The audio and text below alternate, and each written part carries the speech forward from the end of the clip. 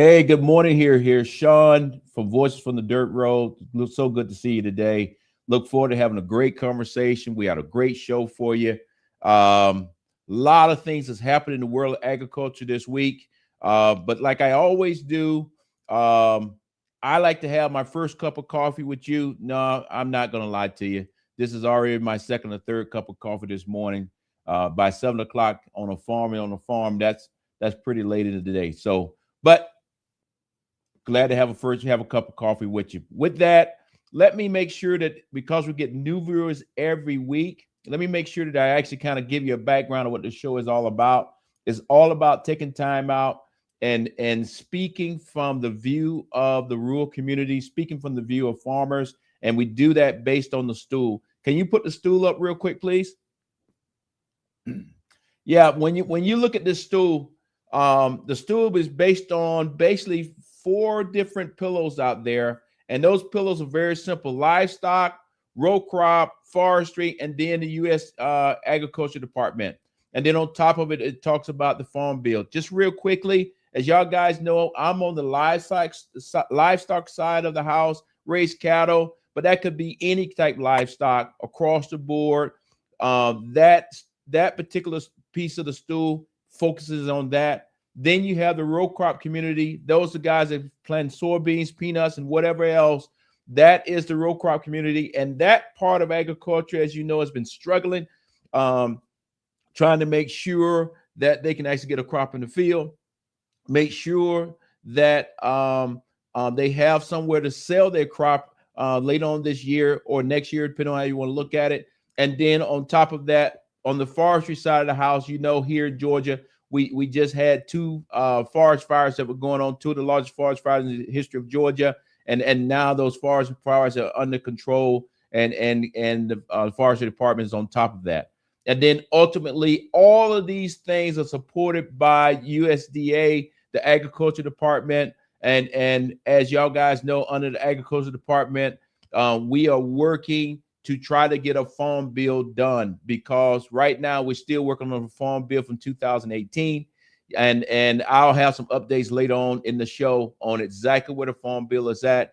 And you know, don't want to be a Debbie Downer, but I think it's going to be a while before we actually get a farm bill, or if we even get a farm bill during this session of Congress.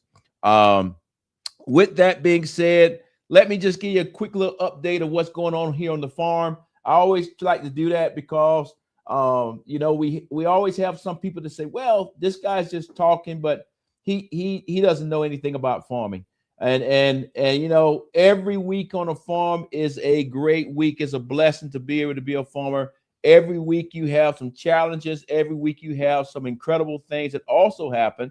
And just so happened this week, my son was down from the university, and I guess he was out there with the cows, and this happened. Can we play that video, please?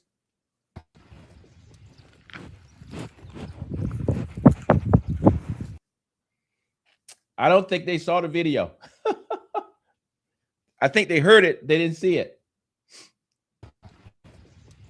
There we go.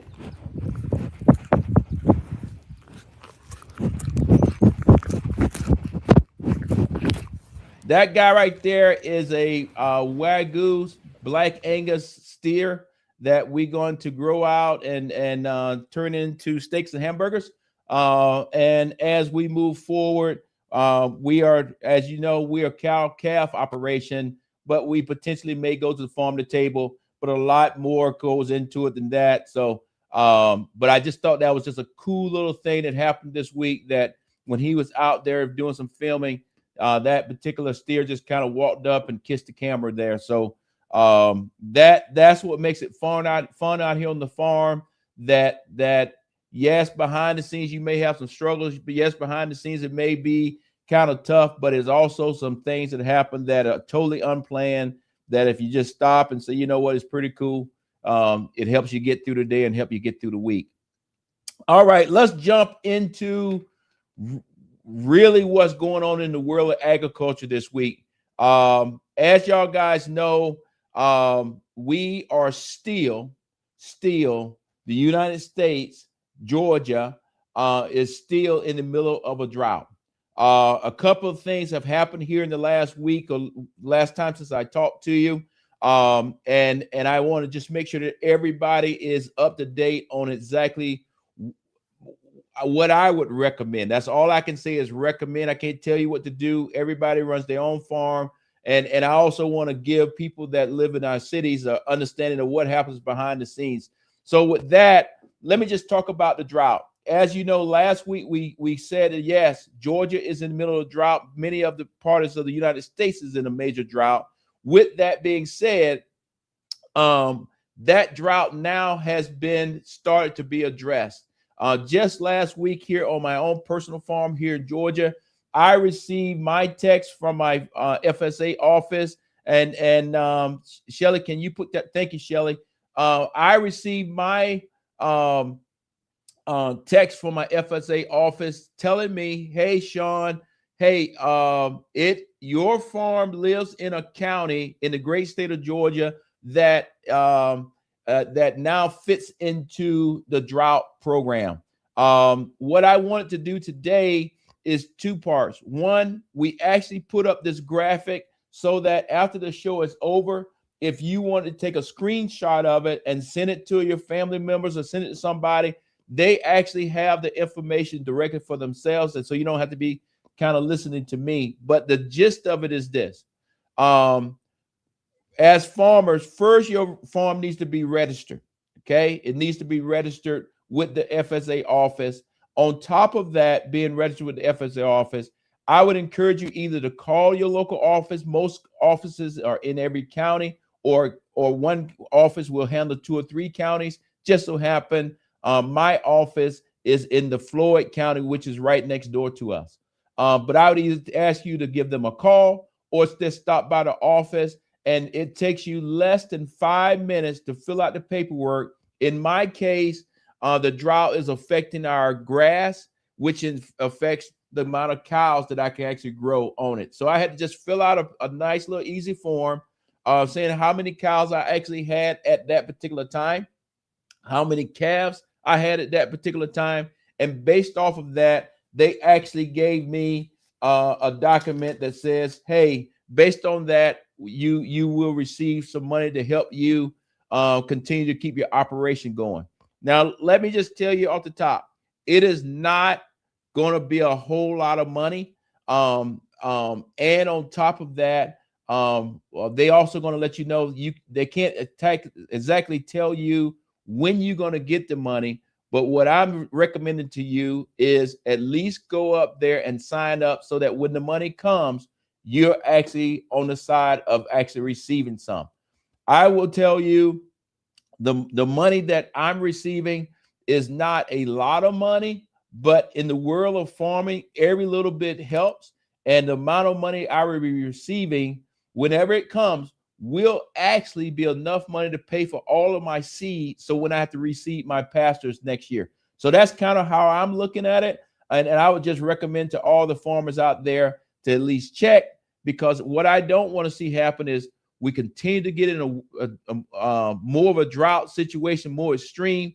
Now you got to sell your cattle. Now you got to sell your livestock. Now you can't plant your crops. You can't do all these kind of things. And you never actually went and signed up. And now you don't have a way to get back on your feet starting next year or the year after. So I just wanted to make sure we put that out there. But the key from this piece that I'm talking right now, just take the time today to call up to your FSA office or stop by and say, hey, Sean mentioned something on the Voices from the Dirt Road this morning.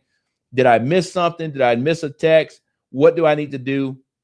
And kind of get your farm listed and kind of go from there. So that's it. Nothing big, nothing hard.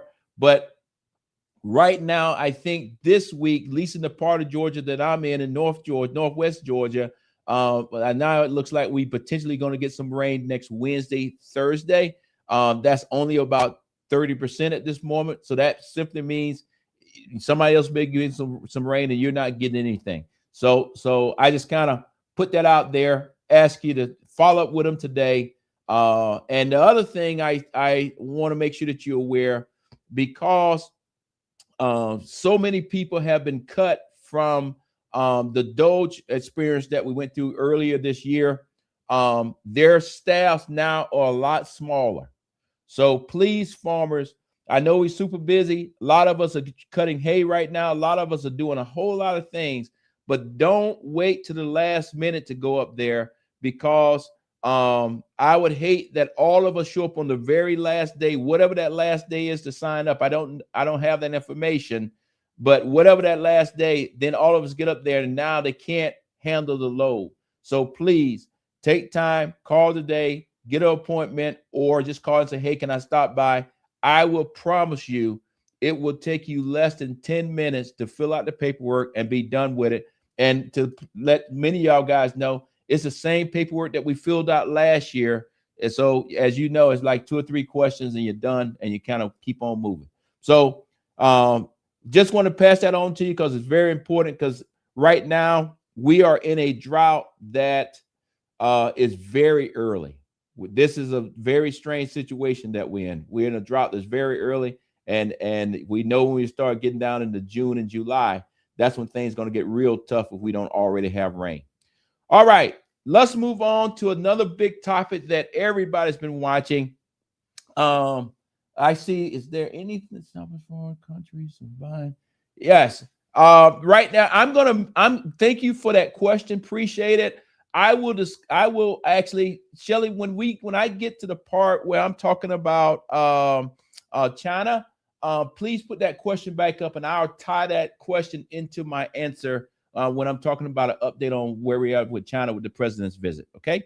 But the next thing I just want to move to is talking about the Farm Bill. The Farm Bill, I think I said it last week, but I'll do it again. The Farm Bill has now left the House and went over to the Senate. It is currently over in the Senate.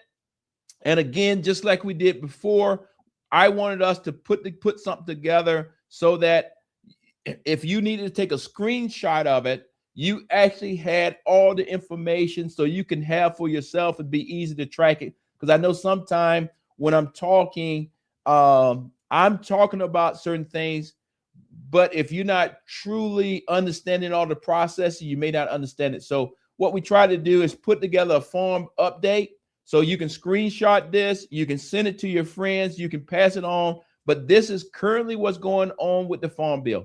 The Farm Bill, like I said, has left the House and went over to the Senate. It is now inside the Senate, inside of the Agriculture Committee, inside over in the Senate side of the House. But it looks as if the Senate is going to completely change a lot of things inside of the Farm Bill that was sent over from the House. That simply means that when it's all said and done, that version of the Farm Bill that's coming from the Senate would then have to go back to the House. The House will either vote on it or make some more changes, and back and forth, back and forth, back and forth.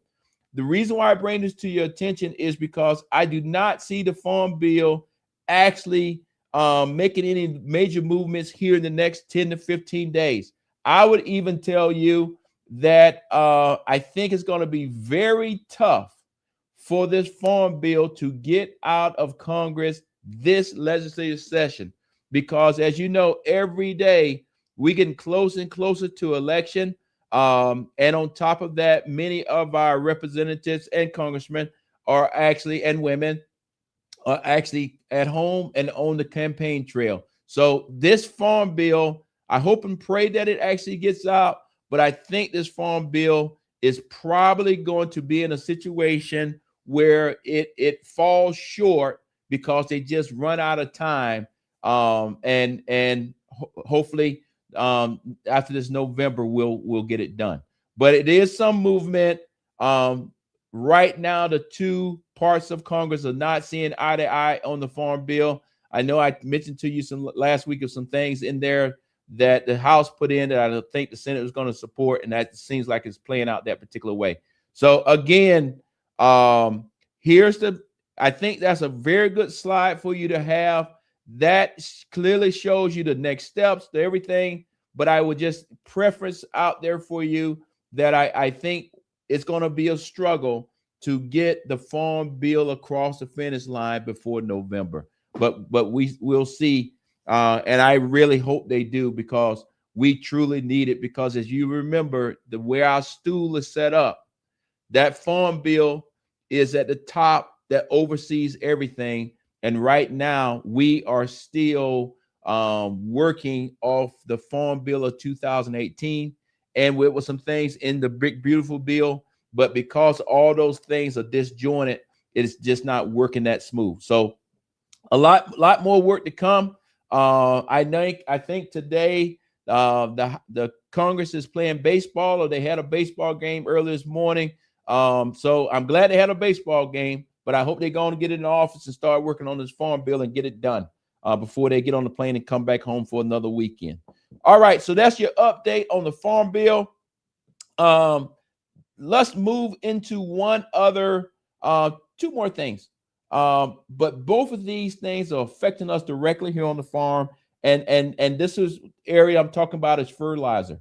I wanted everybody to truly understand, when we say fertilizer, how does this actually affect the farmer? And when I say the farmer, I'm talking about the guy that's doing row crop and the people doing cattle and everything else. Hey, you name it.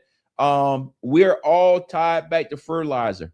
Like I just mentioned, with the drought, if I don't have the rain, if I don't have the fertilizer, my grass is not going to grow. I can't raise the cows. It's just a do loop. So in this particular case here, can you put up the image for the fertilizer, so I can just kind of let people know what we mean by that, please?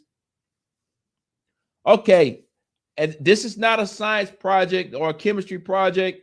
I just want everybody to understand that when you hear us say fertilizer, we're actually talking about three different things. I won't get into the weeds too deep on it, but at the end of the day, what is very significant about these chemical agents is this: most of these chemical agents come from China. And that's how what's actually happening in China is having great effect on us and having great effect on the price when it comes to the cost of fertilizer, because we actually have part of the products of the chemical products here in the United States, but the other pieces of those products that I have there on the screen actually comes from China and other places. And some of those places actually has to come through the Strait of Hormuz. Hence, nothing's coming through the Strait of Hormuz. That means supply and demand is an issue. That means fertilizer cost is completely out the roof. And that's how it's affecting our farmers across the board.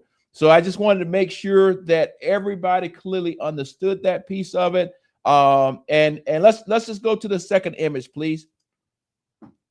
All right, the second image here is just to kind of give you a better understanding, because as you know, the president was as of yesterday was in China. He just left early this morning, and I'll talk more about that later. But at the end of the day, I wanted to make sure that I had something that, again, that you could screenshot so that you can better understand China's role when it comes to fertilizer and how it affects the farmers. So at the end of the day, like I kind of already said, is the natural resources are there in China, and then it gets here, and from there we put the fertilizer together. But however, if any of those things are not making it through the supply system, then guess what? The farmer does not have what they need, or if they have it, it got to pay a higher cost because of supply and demand. And then all the way across the board, if you don't actually put the fertilizer out there where your crops actually make it, especially crops like corn, soybeans, and peanuts that need nitrogen, will those things actually happen? Will we actually have a good crop next year? And then on top of all that, we're already having the drought. So I don't want to be a Debbie Downer, but it is a lot of things that are affecting farmers right now on the ground. We hope that the president, after this visit, got some trade deals put together, or actually got China's support to help us get the Strait of Hormuz back open, so that we can actually get some of these goods coming back into the United States and supporting our farmers.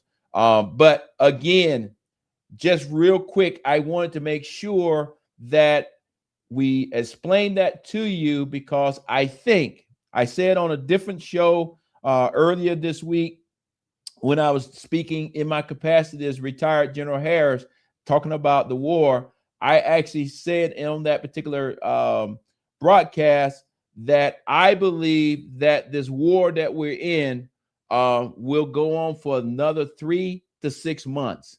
And I hope that I'm wrong, but if I'm right, hopefully the president's visit that he just did to China will ease some things, and we can actually start getting some of these things through the Strait of Hormuz, open commerce back up. But if not, it's going to be very, very painful for the next 3 to 6 months, because as y'all guys already know, that's also affecting fuel costs, specifically not only gas, but diesel, fertilizer. All of those things are being affected by what's actually happening over in the Middle East right now. All right, let's move on very quickly, because I don't want to hold y'all guys too long this morning. Let's move very quickly to the president's visit to China. I think everybody's tracking that the president flew to China. Today is Friday, so he should have left out of here Tuesday night, early Wednesday morning. It was a 2-day summit or a 2-day meeting between two of the most powerful leaders on the face of the earth. And in addition to that, Shelly, would you just go on and put those pictures up while I kind of just talk through it, please? President went there. I think the president has invited the president of China to the United States in September, October timeframe. We'll get more on that. But what I do want to bring to your attention is that the president took a delegation over to China with him. Most of that delegation was corporate America. Most of that delegation was dealing with chips that helps our computer industry or AI industry. Nothing's wrong with that. But one of the things I do want to bring out to your attention is that caught my attention is that I know one of the major things that he wanted to get done was to lock in a buyer, with China being a buyer again for soybeans. But Secretary Rollins was not on the trip.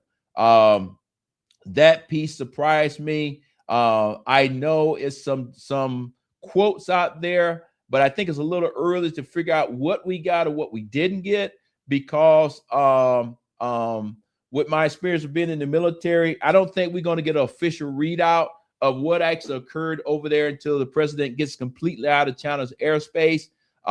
They actually just left. They in flight back here to the United States now. I think China is 13, 14, maybe 15 hours in front of us. So I'm fully expecting the president to land back here in the United States sometime this afternoon or late on tonight. And I think by that time we'll start getting some more readouts of actually what was accomplished. But the overall ask when we went to China was to say, hey, China, can you help us with the Iranians and get the Strait of Hormuz back open? Because the Chinese does have a good relationship with the Iranians. That's where China gets majority of their oil.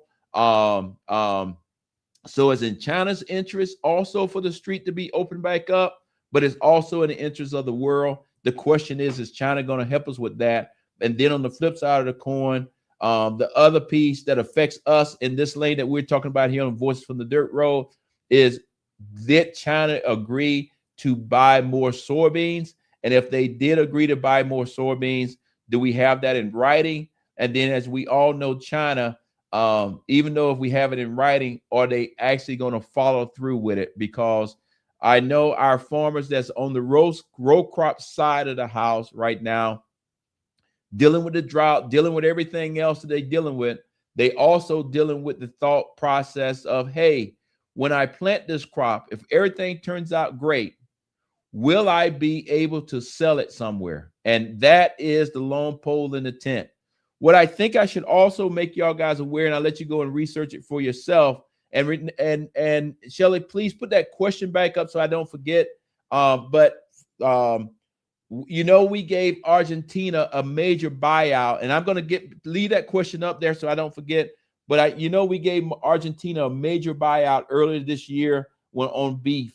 One of the things that Argentina actually did that I don't think is too cool, that we at least need to make everybody aware of, Argentina then turned back around and dropped the taxes on their soybeans and then sold their soybeans to China. So right now, China is getting soybeans from Argentina, the same Argentina that we gave a bailout to. The question is China going to stop buying Argentina soybeans and come back and start buying our soybeans? So I think that's something that we need to kind of follow as this thing plays out. And like I said, we should get a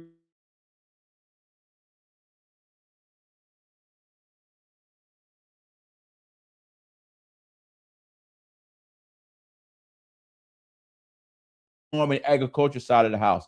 Now, to my question here, is anything to stop foreign countries from buying farmland?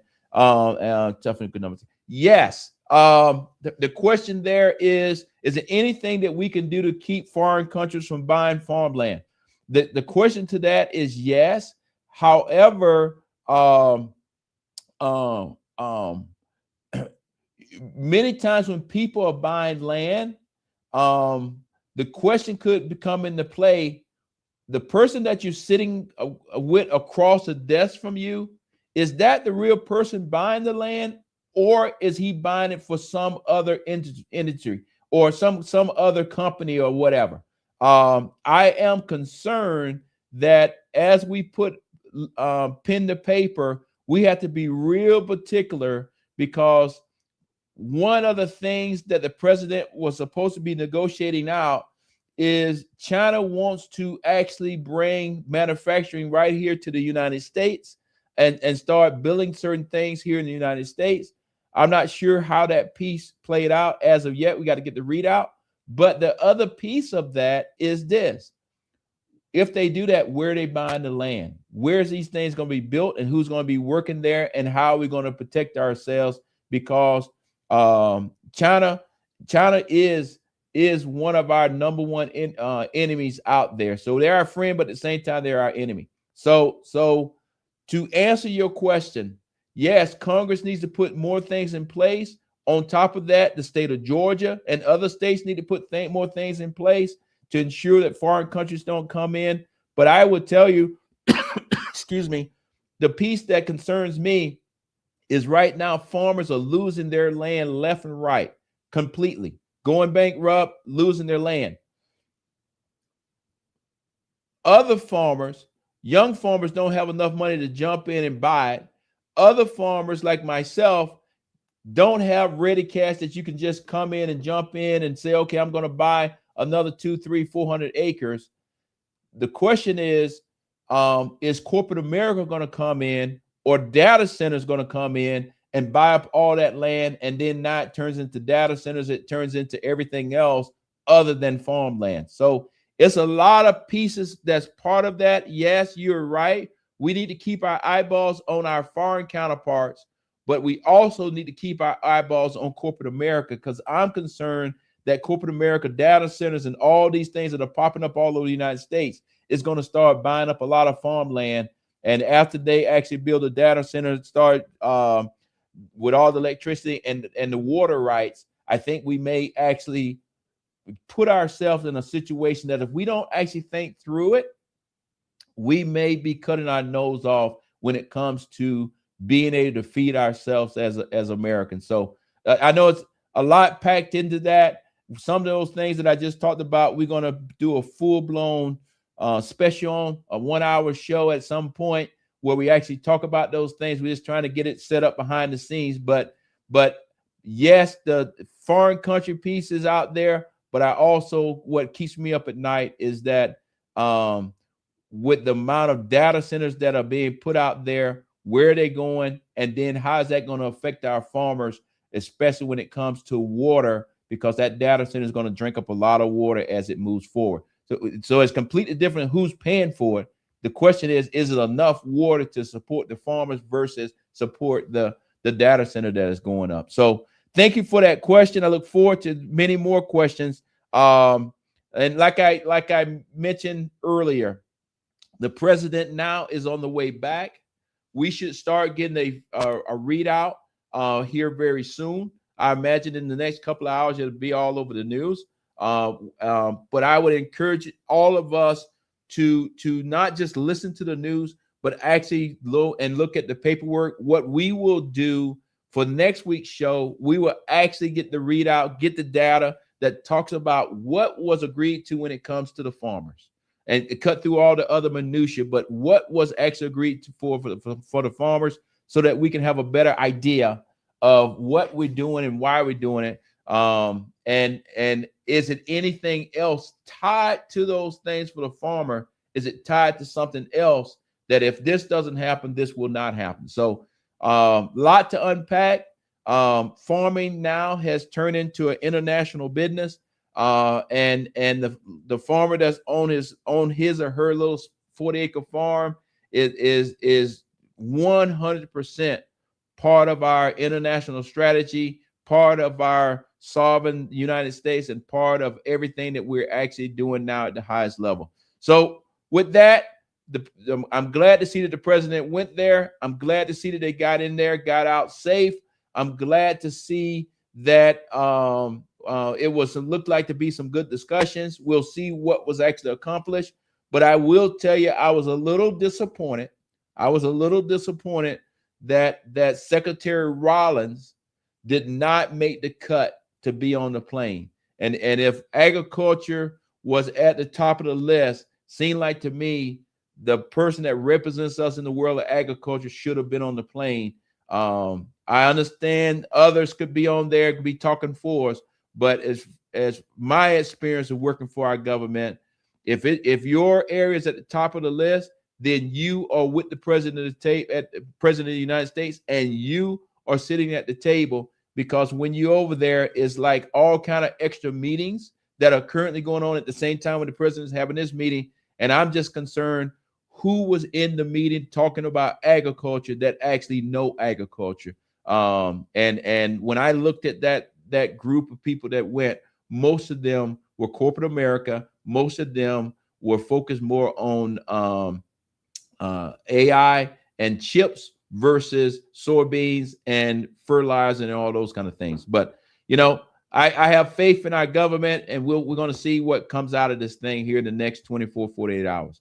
With that, I know it's kind of been a little bit of a long show. Well, really not that long. It's really 33 minutes right now. It feels like I've been talking forever, but we did not want to play a whole bunch of videos today. We wanted to give you some information that you could screenshot, share with your friends, share with others. That's very easy for them to understand where's the farm bill, what's going on overseas, and currently where we're at. But with all those things, I like to end the show the same way I do every week. As you know, our farmers are struggling. Like I already mentioned, we're in the middle of a drought. I already mentioned that you need to go up there to the FSA office. But I also mentioned that people are just struggling, just trying to make ends meet, no matter how you cut it. Fuel costs is high, diesel prices are high, you name it. Everyday hardworking people are feeling the pressure now. Nobody has to tell you that the economy is tough. So I just want to say to every last one of our farmers, if you're struggling today, hey, just call this number 988. Somebody will actually answer the phone, help you, and that's 24 hours a day. And I also say to family members, if you know that your fellow farmer is struggling, hey, call the number for him or her, have them have the conversation, because we all know in the rural community, we have a mental health desert. There's nobody really there to help. So with that, I just want to make sure that you have a outlet that you can call 24 hours a day, 7 days a week, that somebody's going to answer the phone and help you just get to the next day. Our farmers are so important to us that we need to make sure, even on the worst day or the toughest day they're having out there on the farm, because every day is not, every day out here on the farm, you don't have a calf licking the camera.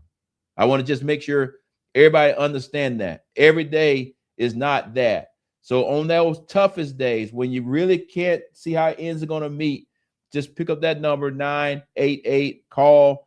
Those guys will help you get through it. And then the sun will come back up the next day because it's going to be okay. So with that, I think it's been a very informative conversation that we had this morning. I think I addressed all of the questions. I see people telling me good morning. So good morning to every last one of you. If you live here in my hometown and you see me this morning at Tractor Supply, say hi. Or if you just see me around town in Rome or whatever, stop me, say hi. Because that's what it's all about. Farmers helping farmers, just having an everyday conversation and kind of going from there. So, hey, it's going to be hot today. I know a lot of y'all out there cutting hay or baling hay today. Drink some water, man. Make sure you take care of yourself, take care of your families. And guess what? Have a great day. The cup is empty. See you next week.